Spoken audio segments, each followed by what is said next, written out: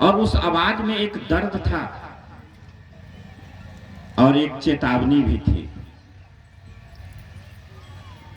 दर्द क्या था?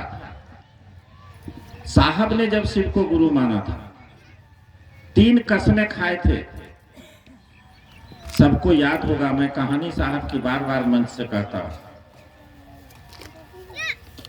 जब उन्होंने शिव को गुरु माना तो 3 कसम खाए कि आदमी के रूप में आइएगा तो मैं आपसे नहीं सीखूंगा।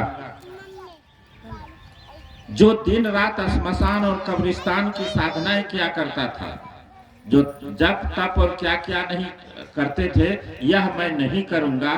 और जैसा कि तस्वीरों में दिखते हैं उस रूप में आइएगा तो मैं आपसे नहीं सीखूंगा।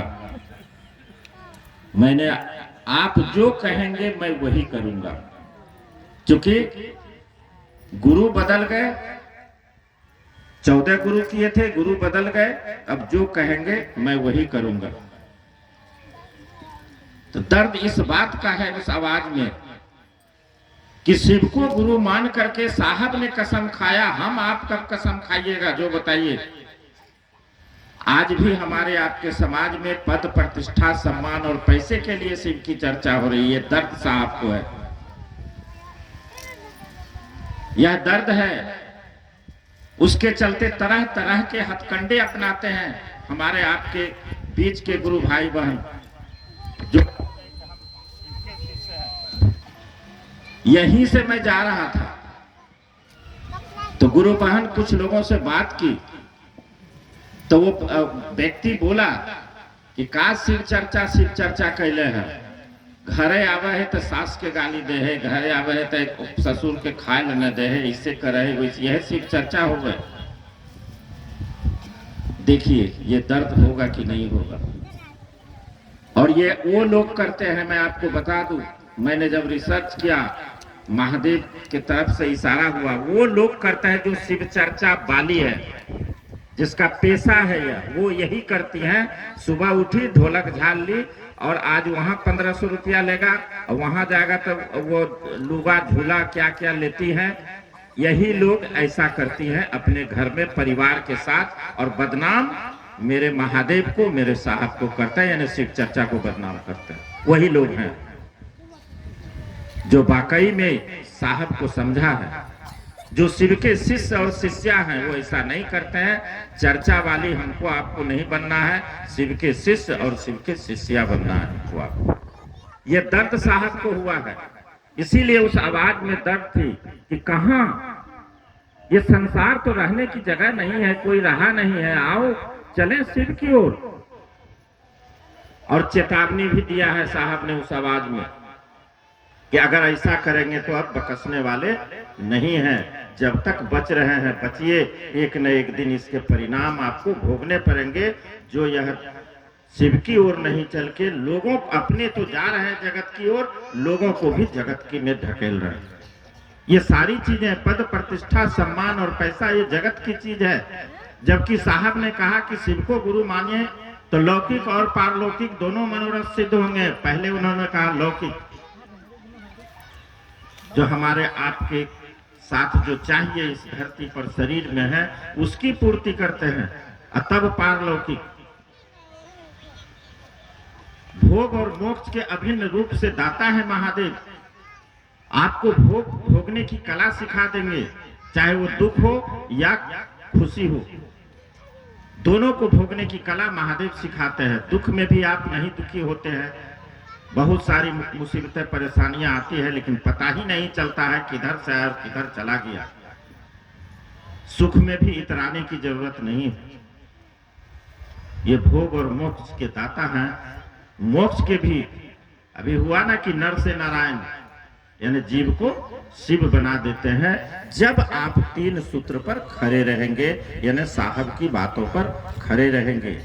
साहब ने शुरू से कहा, जब उन्होंने गुरु माना तो उस समय स्लोगन आता था कि शिव आज भी गुरु हैं। जब उनको पता चला, जब उन्होंने शिव को गुरु माना, आजमाया, तो देखा शिव तो आज भी गुरु हैं, ऐसा नहीं कि गुरु थे। फिर इस पर बहुत सारी व्याख्याएं साहब ने किया और वाकई में वही हुआ। क्योंकि शिव अजर अमर अविनाशी है। जिनका जन्म होता है उनकी मृत्यु होती है, जो आते हैं वह जाते हैं। शिव को का तो न जन्म हुआ तो न जो आया ही नहीं तो जाएंगे कहाँ, यानी आज है वह। और फिर जब आगे बढ़े, कुछ दिन बीता, चूंकि वो कुछ भी नहीं करते थे, जो सब सामान्य लोग रहते हैं, जो खाते पीते थे, सब करते थे। और तब उनको लगा कि अरे यह शिव तो कमाल के गुरु हैं, यह तो जगत के गुरु हैं। जगत का मतलब ही होता है पूरी सृष्टि, पूरा संसार। पूरे संसार के एक एक व्यक्ति के गुरु हो सकते हैं, चाहे वह कुछ भी खाते पीते हो, कुछ भी पहनते हो, किसी जात के हो, कहीं भी रहते हो। जगत का मतलब, ऐसे तो बहुत से लोग लिखते हैं जगत गुरु, लेकिन जगत गुरु मात्र और मात्र शिव हैं। और तब उन्होंने लिखा कि शिव जन जन के गुरु हैं, यानी एक एक व्यक्ति के गुरु शिव हैं, लेकिन एक एक व्यक्ति शिव के शिष्य नहीं है। उद्घोष किया साहब ने कि आइए भगवान शिव को अपना गुरु बना लीजिए। जब भगवान शिव को अपना गुरु बना लिए तो यहीं रहना है। तब अंत में साहब ने कहा कि आओ चलें शिव की ओर, चूंकि यहाँ कुछ भी रखा हुआ नहीं है। साहब नहीं कहा साहब ने कि जाओ शिव की ओर, दोनों हाथ फैलाए हुए हैं साहब। फाटक खोल दिए हैं हमारे आपके लिए, कैसहू हो, किसी तरह के हो।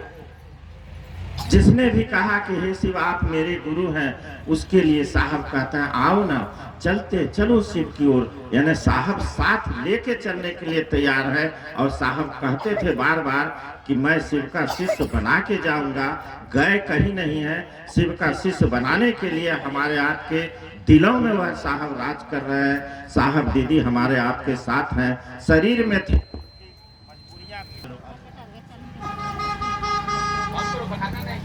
साहब दीदी हम लोगों के साथ हैं। हम लोग शिव की ओर चले, इंतजार कर रहे हैं साहब कब लोग आए। तो हम लोग धरती की तरफ नहीं, अब शिव की ओर चलेंगे। सभी भाई बहन मिलकर के एक दूसरे को सहयोग करते हुए, एक दूसरों को शिव से जोड़ते हुए। अपनों से जोड़ने की जरूरत नहीं है, जगत से जोड़ने की जरूरत नहीं है। सबको शिव से जोड़िए, सबों के दिल में शिव को स्थापित करिए, सबों को शिव का शिष्य बनाइए, सभी शिव के शिष्य हो जाएंगे। बाकी आपके लौकी की तो चिंता ही छोड़ दीजिए।